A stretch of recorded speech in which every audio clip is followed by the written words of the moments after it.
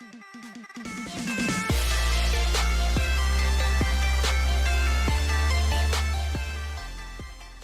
guys, and welcome to my channel, Yu-Gi-Oh! Dojo.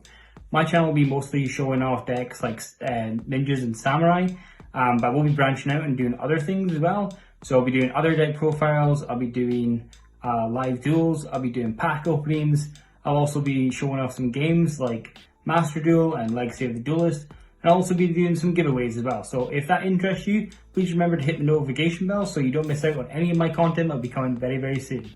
Also, just before we get into the deck profile, if you can leave a like, a comment about what you think about the deck, and subscribe to the channel, we'd really, really appreciate it, and it would really help me out. So, without further ado, let's go into the deck. So the deck profile I'll be showing off today is Benkai OTK deck from the GO format. I just really enjoyed the format at that time, and I really enjoyed playing this deck. So yeah, without further ado, let's just go into it. So the first card and main card that you're going to want to play is Armed Samurai Benkai. Armed Samurai Benkai is obviously your bread and butter of the deck. It's the main cards are of the deck. And for those that don't know what he does, he basically has an additional attack for every equipped spell that goes onto him. So if he gets the whole 5 cards onto him, that means he can attack 6 times. And he can bump himself up to such a really high number with the equipped cards that we have. It's just a 1-turn kill. That's why this deck is so much fun. We don't have any other win conditions as well for this deck. I just wanted to kind of make it as much about Benkai as possible and just focus on him. So the next card that we play is your 3 Iron Blacksmith Kotetsu. He is your flip monster for getting your equipped spells. It's really important to get him. He's just a really good staple in this deck. So managing to search for your equips is just so good. That's the last of the 3-offs. Now we're on to the 1-offs.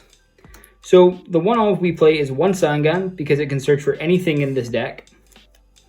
The 1 Cyberjar because Cyberjar is just so good. It can actually change everything about like that deck in just one flip. And it helps you dig through your deck to get to Benkai, and it's just so good. It can really disrupt your opponent's plays as well, which is awesome. We also play the 1 Magical Merchant. We want to accelerate our own deck, and we really want to dig through the deck to get cards that we need to. So Magical Merchant is just another way of digging through the deck as much as possible.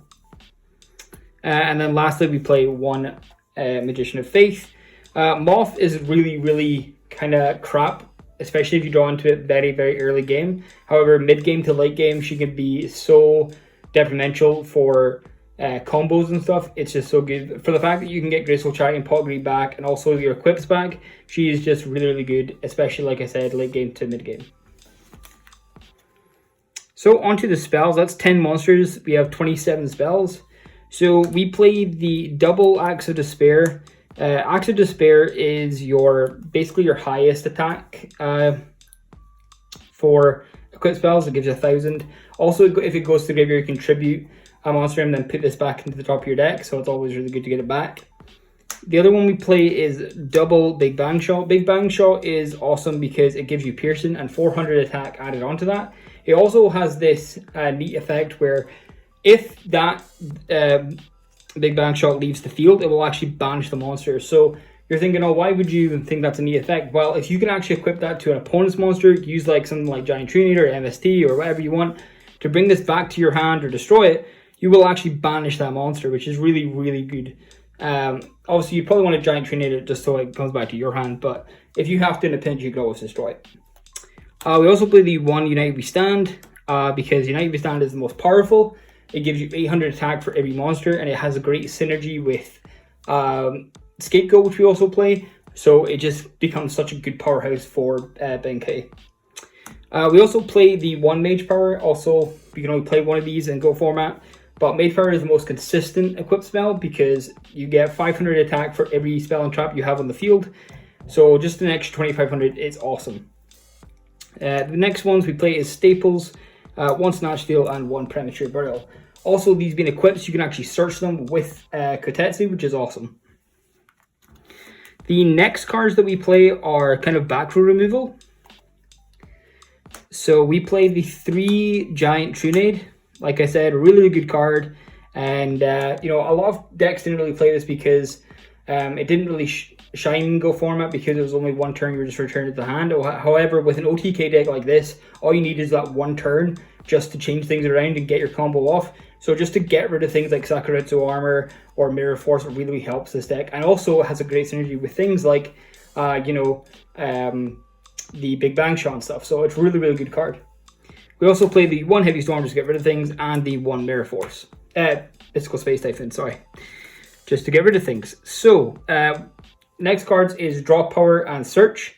So we play the 1 Pot of Greed, 1 Graceful Charity, and the double Rota.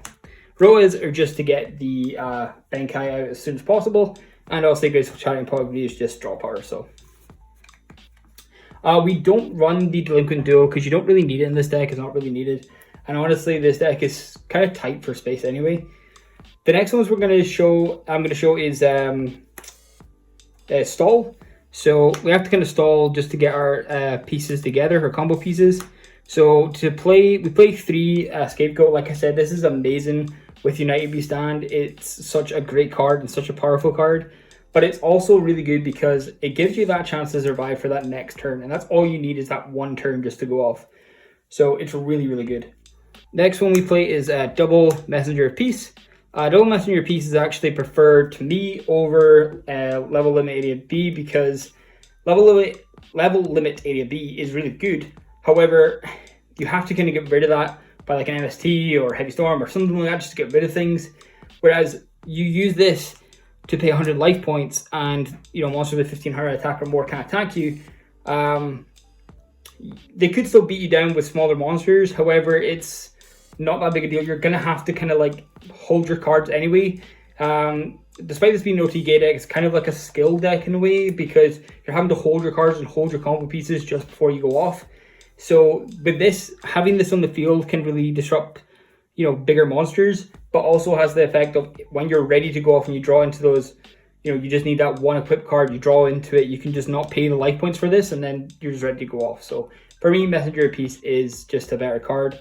It's up to personal preference. Like I said, Level Limit Area B, and even Gravity Bind is really good to use.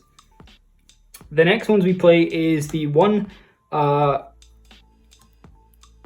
Sword Revealing Light, sorry, and the 1 Book of Moon.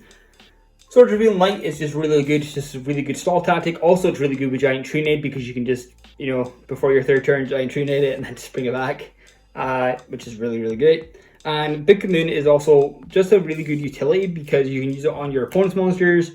You can use it on your own to, you know, save yourself from like a Mirror Force or something.